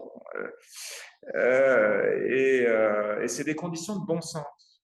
Donc, il y a une forme d'humanisme qui s'est incarnée dans ces règles qu'on voit nos gouvernements trahir et abandonner. Et ça, je crois que c'est beaucoup plus effrayant que s'en servir quand ça nous arrange. C'est quand même, on assiste à des formes de violence aujourd'hui à Gaza que nos gouvernements traditionnellement dénoncent, même s'ils ne font pas grand-chose pour s'y opposer. Aujourd'hui, leurs positions sont beaucoup plus ambiguës. C'est-à-dire qu'au pire, ils les financent, et ils s'opposent activement à un cessez-le-feu. Là, on s'oriente vers une pause humanitaire de 4 jours. Ce n'est pas du tout la même chose qu'un cessez-le-feu. Au mieux, ils sont silencieux ou répètent des platitudes du type on soutient le droit d'Israël à l'autodéfense dans le cadre du droit international humanitaire, ce qui ne veut rien dire en pratique. C'est-à-dire qu'on a à Gaza un nombre phénoménal de journalistes qui ont été tués. C'est quelque chose qui n'a pas de comparaison avec d'autres conflits. On est à plus de 50, on ne compte plus en fait, franchement. Et là encore, ben, si c'est une sorte de guerre contre le terrorisme, quand même, bon, on veille à cibler, on a des objectifs relativement clairs, etc. Comment peut-on se retrouver avec plus de 50 journalistes morts en l'espace de quelques semaines? Mais est-ce qu'il faut faire quand même une différence entre les États-Unis et l'Europe, même si en Europe, il y a différentes positions entre les différents États dans la réaction? Est-ce que c'est Alors, exactement le même jugement qu'on peut faire de la réaction européenne par rapport à la réaction des États-Unis, ou qui a quand même consisté effectivement par exemple, décider d'envoyer ou en tout cas de soutenir militairement Israël qui n'a peut-être pas besoin de moyens militaires supplémentaires? ben je pense que ce qui anime cette administration américaine, parce que là encore, il y a beaucoup de nuances aux États-Unis, mais c'est cette idée qu'il faut être là aux côtés d'Israël dans ce moment de crise, de crispation, ne serait-ce que pour les raisonner. Pour l'instant, on ne voit pas de résultats très, très concrets. De fait, les États-Unis, enfin l'administration s'est alignée sur la ligne dure, pas simplement sur le gouvernement Netanyahou, mais sur une ligne dure au sein de ce gouvernement. Et on ne les voit pas s'en dissocier. Hein. Donc le tabou à l'idée de critiquer Israël de quelque manière que ce soit joue dans ce sens, et à mon avis nuit à Israël, nuit aux intérêts d'Israël. Donc, une fois encore, ce qu'on peut reprocher aux États-Unis, c'est pas d'être un allié d'Israël, c'est d'encourager Israël à se mettre dans une situation qui pourrait approfondir son impasse. Enfin, il y a toutes les raisons d'être inquiet de la crise existentielle qui s'approfondit au sein de la société israélienne. Et je ne crois pas qu'on en sort par la violence, hein, par plus de violence. Pour ce qui est de l'Europe, alors l'Europe connaît sa propre crise identitaire existentielle qui se manifeste de différentes manières. Et ce qui est passionnant, c'est que les piliers du continent, hein, la France et l'Allemagne, et l'Angleterre pour ce qui est d'une Europe élargie, sont en train de s'adonner entièrement à leur propre crise identitaire, exacerbée par Gaza et sans rapport avec Gaza pour autant. Hein. C'est-à-dire que, d'ailleurs, en Allemagne, les positions prises en Allemagne n'ont à peu près aucun rapport avec ce qui se passe réellement sur le terrain. Aujourd'hui, c'est vraiment une sorte de phénomène qui a pris sa propre impulsion.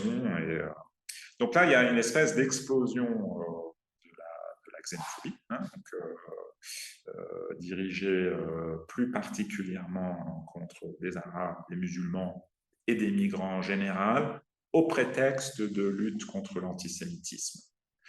Sachant que l'antisémitisme est redéfini comme étant équivalent à toute critique d'Israël, quelle qu'elle soit. Donc, ma propre analyse pourrait être conçue comme antisémitique, alors que moi, je n'ai pas de parti pris en la matière.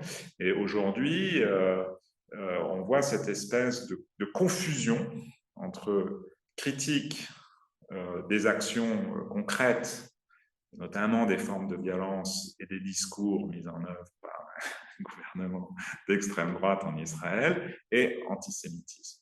Alors, ce qui est intéressant, c'est que cette conflation pose problème aussi à beaucoup de gens.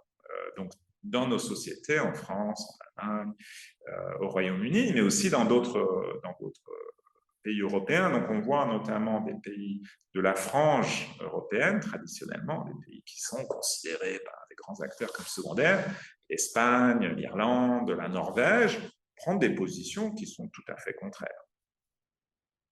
Défendre le droit international humanitaire, dire les choses comme ils les voient, donc ça, c'est assez intéressant, c'est-à-dire qu'on voit cette sorte d'implosion au centre qui libère finalement la périphérie qui aujourd'hui assume une forme de leadership autour des valeurs que l'Europe traditionnellement entend défendre.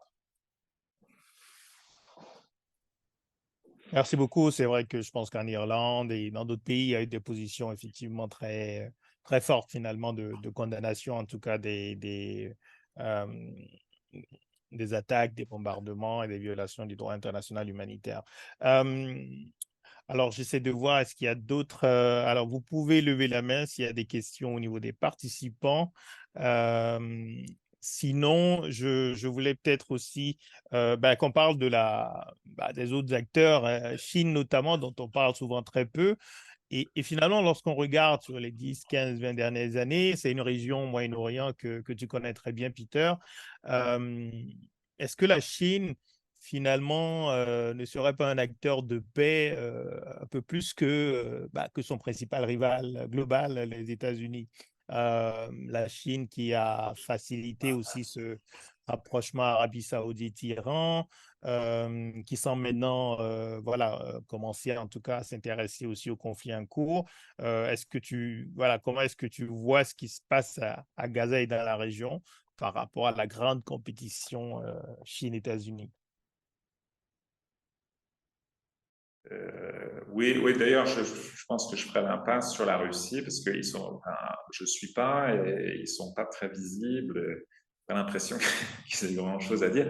Sur la Chine, mon sentiment, là encore, juste en tant qu'observateur dans la région, mais je lis aussi beaucoup sur d'autres parties du monde, c'est que la Chine a été un grand acteur, mais sous la forme d'une diplomatie économique, hein, la Chine s'est déployée, après est devenue la grande manufacture d'un monde globalisé, elle s'est redéployée avec des investissements en Afrique, beaucoup moins au Moyen-Orient, hein, qui est un peu une zone de passage, ou une zone d'approvisionnement en matières premières, mais pas des économies auxquelles les Chinois prêtent attention en termes d'investissement. C'est pas non plus, par exemple, dans le Golfe, des régimes particulièrement fragiles qui accepteraient des deals un peu à la chinoise où on laisse la Chine s'installer, exploiter ses ressources, faire venir son personnel. Ça s'est produit, mais de façon marginale dans le monde arabe, au Maroc, par exemple, hein, avec des espèces de cités industrielles chinoises qui s'implantent, mais c'est vraiment l'exception. Il y a eu, je pense, quelques investissements en Irak, pays qui pouvaient sembler prometteurs, etc. Mais dans l'ensemble, les Chinois ne sont pas très actifs, leurs ambassades sont très introverties, typiquement assez grandes, mais assez introverties. Les Chinois ont aussi un petit peu expérimenté avec effectivement ce rôle de gardien de la paix dans le cadre onusien. Je pense qu'on a eu au sein de l'UNIFIL au Liban, une force onusienne de casque bleu qui en principe s'interpose entre le Hezbollah et Israël. En pratique, on est bien incapable. Mais je pense que pour les Chinois, c'était une façon de se faire un peu la main. Il me semble aussi au Soudan, si je me souviens bien. Mais leur rôle diplomatique, je pense, il reste extrêmement réduit. C'est-à-dire qu'il est une conséquence de l'absence des États-Unis qui se sont désintéressés du monde arabe dans l'après-guerre contre le terrorisme. C'est-à-dire que le monde arabe, ça a été un espace qu'on appréhendait au début à travers l'accès aux ressources, hein, puis à travers le conflit israélo-arabe et le processus de paix, puis à travers la guerre contre le terrorisme, donc celle de Bush, mais qui en fait s'est manifestée de différentes manières avec l'apparition de l'État islamique, etc., et qui se terminait ces dernières années. Et là, on n'a pas vraiment de paradigme. Donc, c'est ce qui fait que les Chinois peuvent prendre la pause et apparaître devant un parterre pour signifier la réconciliation entre l'Iran et l'Arabie saoudite, mais je ne crois pas qu'ils aient été un médiateur à proprement parler de cette réconciliation. Ils sont venus à parrainer. Mais le processus en lui-même tient à une région qui se parle davantage, qui s'organise beaucoup plus elle-même, ce qui est une nouveauté d'ailleurs très, très souhaitable. Hein. On est dans une région qui est très marquée par les ingérences étrangères, le colonialisme, et qui en a conçu une espèce de complexe où rien ne peut se passer sans que ce soit orchestré par l'étranger. Ça, cette dynamique-là, elle est aujourd'hui en train de changer avec des États qui décident de leur avenir, notamment dans le Golfe, hein, qui d'ailleurs ont constitué, les Émirats ont constitué un vrai lobby à Washington sur le modèle israélien. Mais ça montre une sorte d'inversion du rapport de force. On va influencer les États-Unis, pas simplement laisser son sort être décidé par eux. Merci, c'est très intéressant. C'est un peu le rôle un peu de ces nouveaux dirigeants jeunes, ambitieux en Arabie Saoudite, aux Émirats. Est-ce que c'est ça qui est en train de changer aussi les perspectives d'autonomisation de la région? Oui, je pense que ça joue, ce changement générationnel. Mais il ne faut pas avoir une lecture trop paternaliste, justement. Hein. C'est-à-dire que c'est des sociétés qui sont jeunes, c'est des sociétés qui ont énormément changé. Les sociétés du Golfe sont des sociétés extrêmement éduquées, par exemple. Hein, éduquées de façon, comment dire, assez riche et divers, c'est-à-dire que, je sais pas, moi, au Liban, ça me désespère parce que bon, les élites vont produire des gens qui font du business ou des avocats, des ingénieurs civils ou des médecins. Je veux dire, il y a cette obsession, on est dans les années 50, toujours. Alors que dans le Golfe, des gens vont étudier la philosophie, lisent énormément, il y a une littérature extraordinaire, le festival du livre à Riyad, vous seriez surpris. C'est d'une vitalité et de longue date. Donc le génie, si on peut dire, de quelqu'un comme Mohammed Ben Salman, hein, le jeune leader, le fils du roi et le leader à la tête de l'Arabie saoudite, qui par ailleurs est quelqu'un qui découpe les journalistes en morceaux, il faut quand même le garder à l'esprit. Son génie, c'est de mettre son régime en phase avec sa société. C'est pas quelqu'un qui est en train de transformer sa société, libérer les femmes, etc. Les femmes se libèrent. Hein.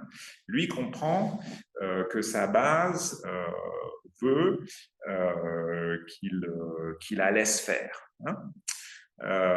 Donc, ce changement en profondeur de la société, le fait aussi qu'un certain nombre d'institutions sont vraiment arrivées à maturité. Il y a des États qui fonctionnent, je veux dire, il y a une vraie notion de gouvernance aux Émirats ou en Arabie saoudite ou au Qatar. Alors, ce n'est pas forcément la gouvernance que je souhaiterais, moi, mais c'est des vraies formes de gouvernance. Hein. Ce n'est pas que de la prédation, du complot, des discours éculés, etc. Il y a vraiment un processus de construction de l'État qui aboutit, alors qu'on assiste à des processus de déconstruction de l'État dans une grosse partie du reste du monde arabe. Donc ça c'est aussi le processus de construction de l'État, c'est aussi un moment un peu de projection dans un imaginaire à venir. C'est un des problèmes que nous, on a en Occident, c'est-à-dire qu'on est vraiment dans cette espèce de dynamique de régression. Eux sont dans une dynamique de progression, avec ce risque d'hubris. J'imagine qu'en Afrique, vous en avez au moins l'intuition, c'est-à-dire que l'Arabie Saoudite, les Émirats et d'autres, la Turquie, le Qatar, etc., ont compris qu'il fallait aussi se projeter géographiquement, militairement, sous forme religieuse, mais aussi sur le plan économique.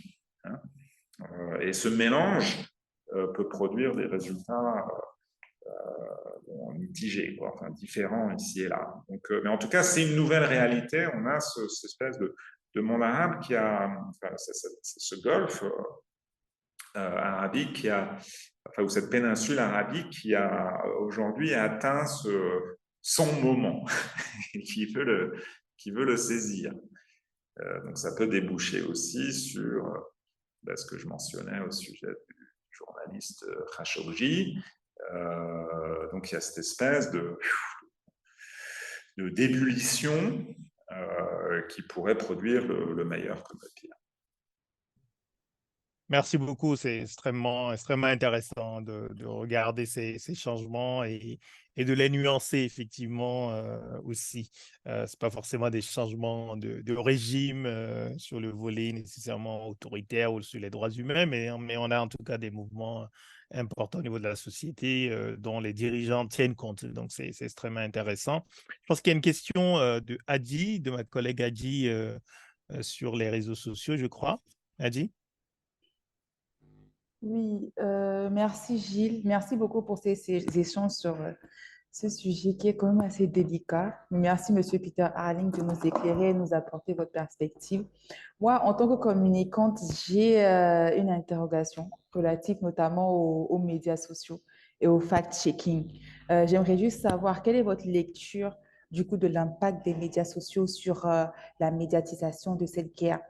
Je m'explique. Dans le sens, on sait qu'au début de cette guerre, il n'y avait pas, l'emploi des médias sociaux n'était pas aussi vif que maintenant. Les gens n'étaient pas, les gars n'étaient pas aussi médiatisés. Il y avait un contrôle des médias traditionnels sur la diffusion des informations et notamment des images. Donc voilà ma première question. Quelle lecture est-ce que vous en faites de manière globale? Ensuite, de manière précise, quand on regarde aujourd'hui ce qui est médiatisé, on voit par exemple aux États-Unis que les images violentes n'ont pas de mal à être diffusées, bien sûr avec un trigger warning, mais les médias français occidentaux, j'ai l'impression qu'ils sont un peu plus pudiques dans la diffusion de ces images-là. J'aimerais savoir votre perspective au niveau du Liban, votre région où vous êtes. Comment est-ce que ces informations sont traitées? Comment est-ce qu'ils sont médiatisés? Et ce serait vraiment la somme, vraiment savoir comment est-ce que ces outils sont utilisés de votre point de vue dans la propagation, dans la propagande et vraiment l'économie de l'empathie, etc., de ces différentes idéologies. C'est vraiment ma question. Merci. J'espère que j'ai bien formulé. Merci, Adi. Non, je pense que c'est très clair et je sais que Peter s'intéresse beaucoup aussi à l'information et à la manière de passer l'information. Donc, je suis sûr qu'il a un avis très intéressant sur la question.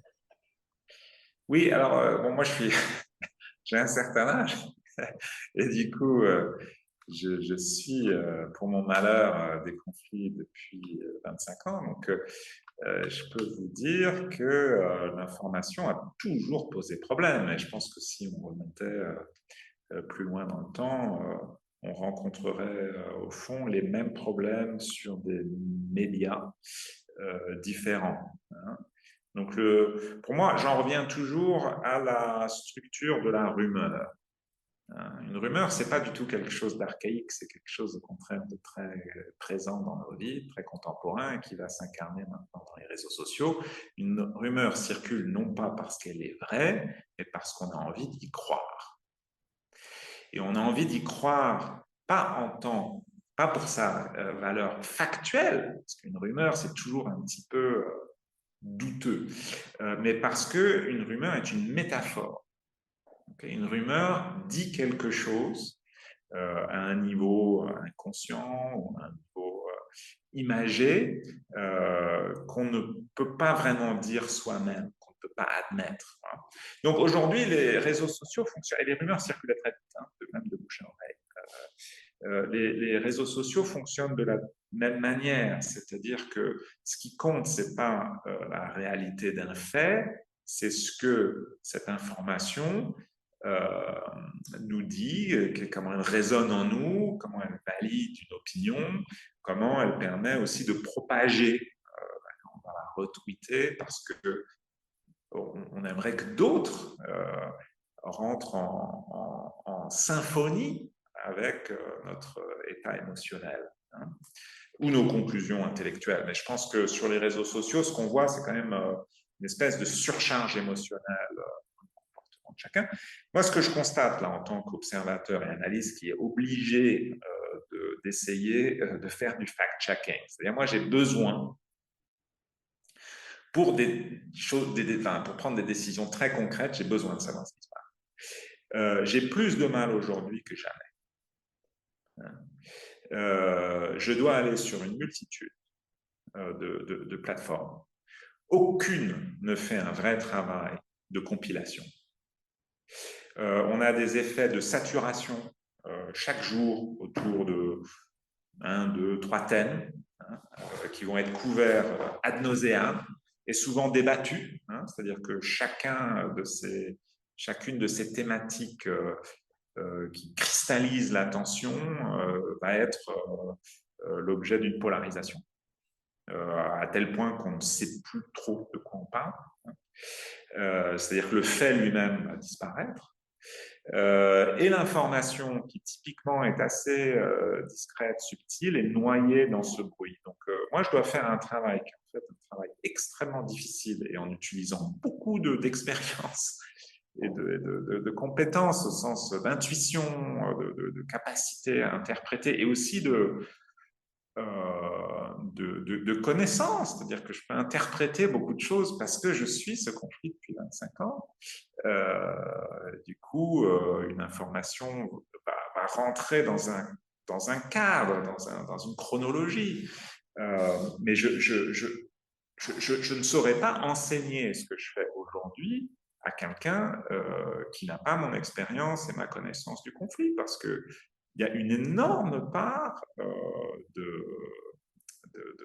d'âge en fait qui rentre en jeu.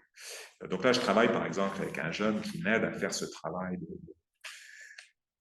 de filtre, et ça m'est très utile ce qu'il fait, mais il n'est pas capable d'en extraire l'analyse et je ne peux pas vraiment l'aider avec ça, parce qu'il faut apporter beaucoup de choses de soi finalement.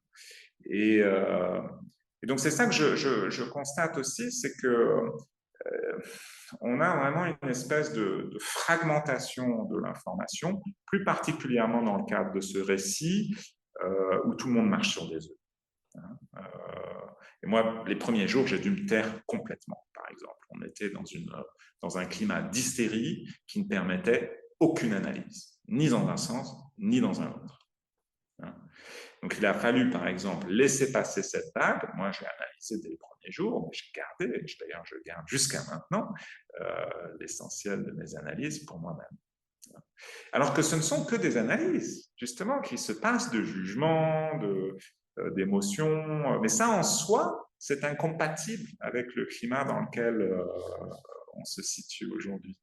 De même, on voit des médias se passer d'établir les faits.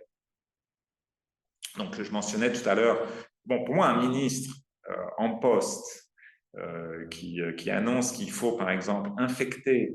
Alors, ça, c'est un ancien responsable. Ça a pris part du fait qu'il faut infecter les résidents de Gaza avec des maladies. Enfin. Mais on a un ministre en poste qui parle d'utiliser l'arme nucléaire à Gaza. Alors, c'est complètement stupide comme idée, ne serait-ce que d'un point de vue purement géographique. Mais ça, c'est une nouvelle. Et puis, c'est un fait. C'est quelqu'un qui le fait publiquement. Et en même temps, ça ne s'intègre pas aux journaux. Donc, je prends cet exemple. On pourrait trouver l'équivalent du côté palestinien aussi, mais beaucoup de choses qu'on considérait comme étant newsworthy, des faits qui méritent une attention médiatique, aujourd'hui passent à la trappe parce qu'ils ne correspondent pas au récit qu'on essaie malgré tout de construire. Donc, il y a une préoccupation avec le récit qui désagrège l'information et qui nous concerne tous. Hein. Je veux dire, on a Biden, par exemple, qui mentionne cette histoire de nourrissons qui ont été décapités. Bon, factuellement, ça n'a pas été établi.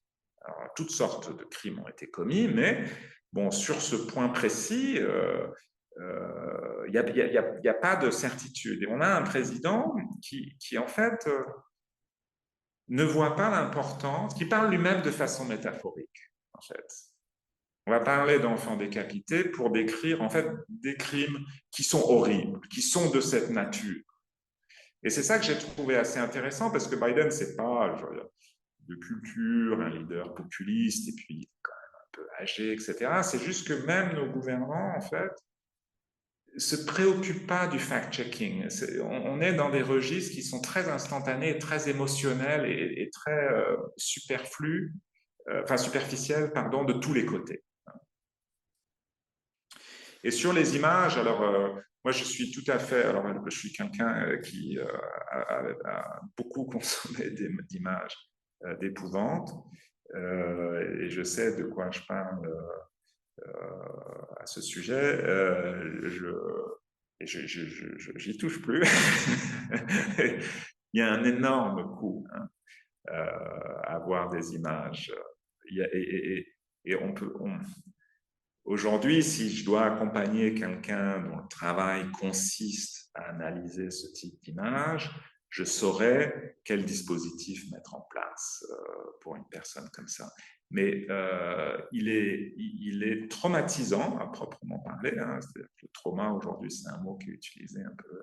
Mais il est cliniquement traumatisant de consommer des images violentes sans les élaborer.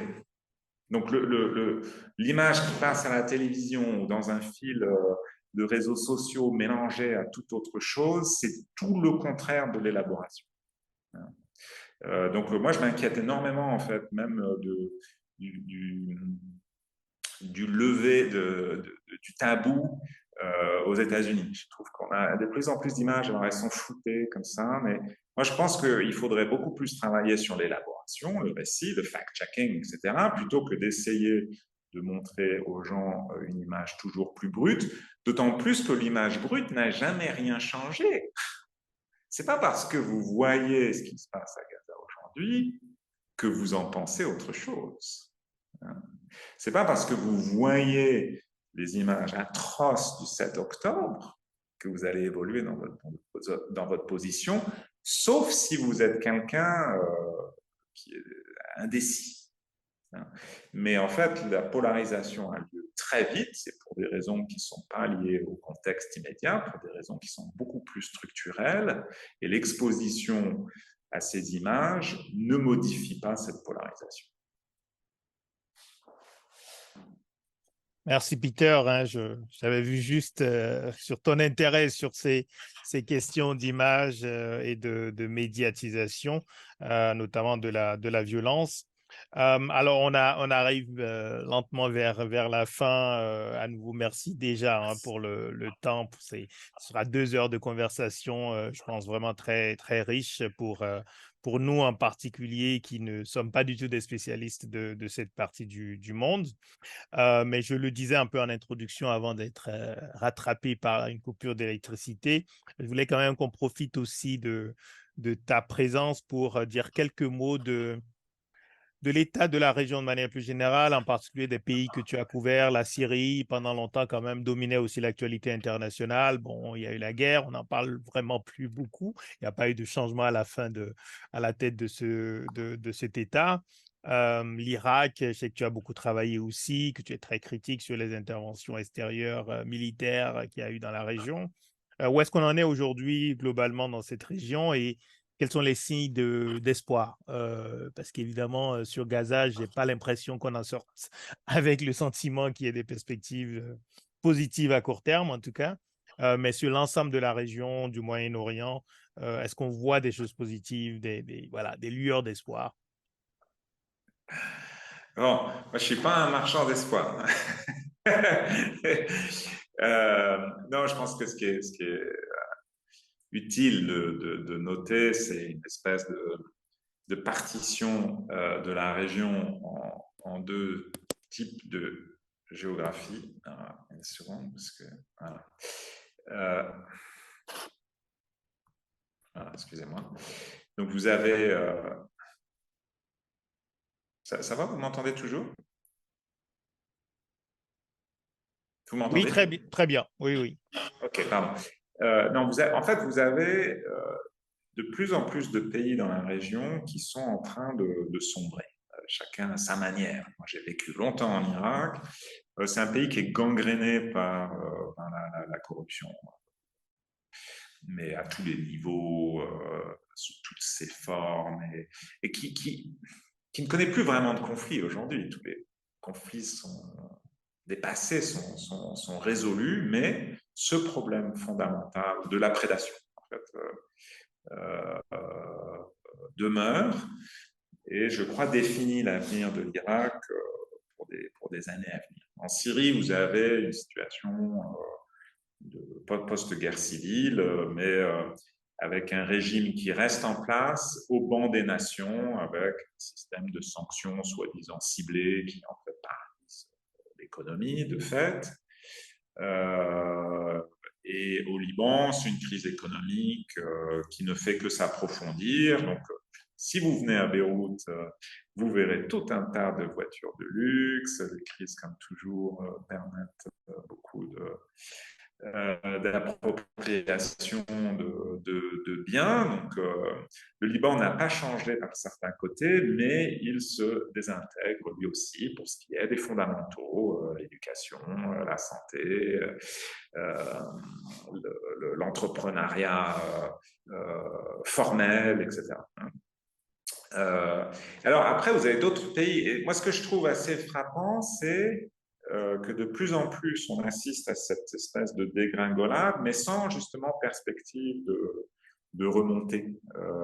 Et ça peut être des destructions assez subites, liées par exemple au changement climatique. On a vu récemment à Derna, une ville de Libye, des crues monstrueuses, dévaster la ville, emporter un tiers de la ville, donc ça a eu lieu il y a 2 mois, sans qu'il y ait la moindre reconstruction qui s'enclenche depuis. Ça, c'est une partie de la Libye qui est dominée par une famille en fait de mafieux, hein, et qui n'a pas du tout l'ambition de gouverner.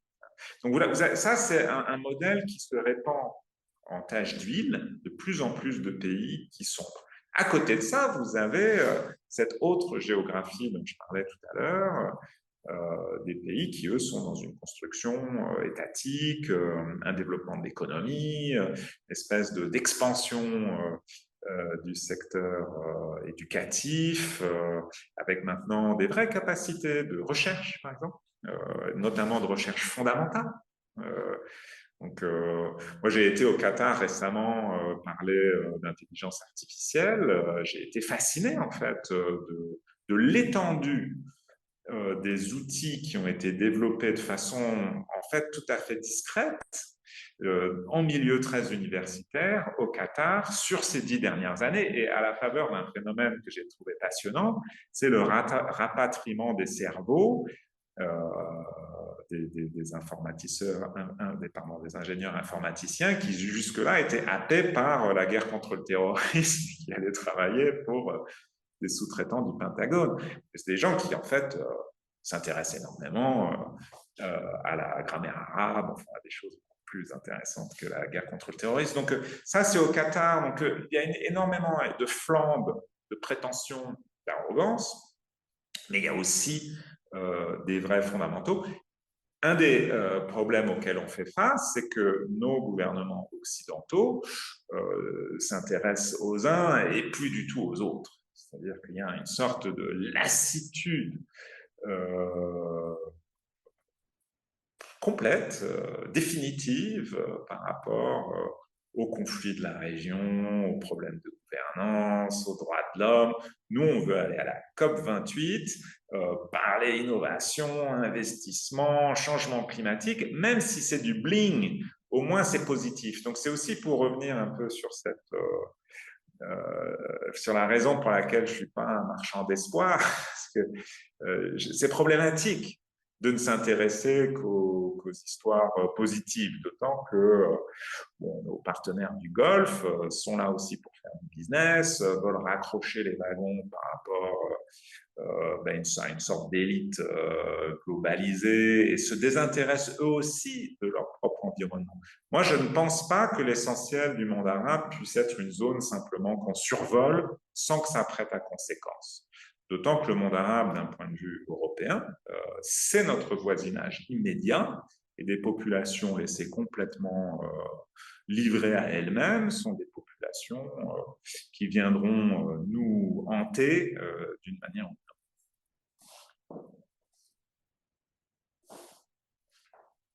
autre. Merci beaucoup, Peter, et merci à nouveau de nous montrer toutes ces nuances sur l'état de la région, les pays qui progressent, qui se désintègrent un tout petit peu. Et très honnêtement, c'est très intéressant de regarder ces dynamiques et de voir un peu ce qui se passe en Afrique de l'Ouest, par exemple, ou en Afrique de manière générale, avec aussi en fait les mêmes défis de gouvernance, de leadership politique, évidemment tout ce que ça induit en termes de développement de l'éducation, de la recherche. Donc, c'est extrêmement enrichissant et je pense que on ne le fait pas souvent. On a souvent des débats, des discussions très centrées sur l'Afrique de l'Ouest, bien sûr. Wati est ancré dans cette région, mais je crois qu'on a besoin aussi de sortir de la région justement pour nous interroger sur ce qui se passe ailleurs et parce que tout ce qui se passe ailleurs nourrit aussi notre réflexion et aussi de manière très directe, les États du Golfe et d'autres investissent, cherchent de l'influence et donc ont aussi un impact parfois direct sur les dynamiques politiques, sécuritaires, économiques dans la région. On n'a pas eu le temps d'en parler, on pourrait passer 1 heure de plus, mais Israël aussi, au-delà des pays arabes, en Afrique subsaharienne, a développé a essayé de développer des relations sur le plan sécuritaire avec des pays en particulier. Et tout ça aussi est extrêmement intéressant. Le business aussi sécuritaire d'Israël, avec une très grande expertise dans beaucoup de domaines et qui est recherché, y compris sur le continent. Donc, on arrive à la fin de cette discussion, de ce dialogue. Un immense merci, Peter. Et on en parle depuis quelques mois. Je suis très content qu'on ait pu avoir cette conversation. Et très honnêtement, je pense qu'on pourrait effectivement en avoir une sur la méthodologie d'analyse de conflit parce que ce serait très... Absolument, absolument. Quand tu viendras à Dakar, ce qui était prévu et j'espère qu'il se fera au cours des prochains mois, ce sera avec un très grand plaisir. Qu'est-ce que je voulais ajouter? Non, juste remercier aussi mes collègues qui ont préparé cette discussion.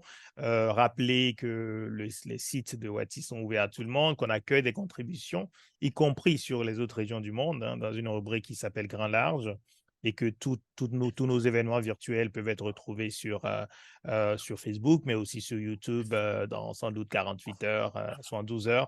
Vous pourrez également suivre à nouveau cette discussion et tous ceux qui ne l'ont pas suivi, je pense, trouveront beaucoup d'intérêt à écouter Peter Arling avec toute cette finesse, toutes ces analyses, toutes ces nuances et cet attachement aux faits. Et je crois que là aussi, c'est aujourd'hui en Afrique de l'Ouest un immense défi de pouvoir sortir les faits et respecter les faits.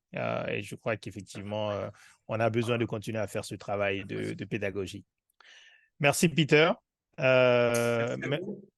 Merci à l'entreprise d'électricité au Liban et d'Internet qui a quand même permis de tenir très bien, je pense, la discussion. on est complètement off-grid, donc quand je viendrai à Dakar, ça sera aussi pour parler de solaire.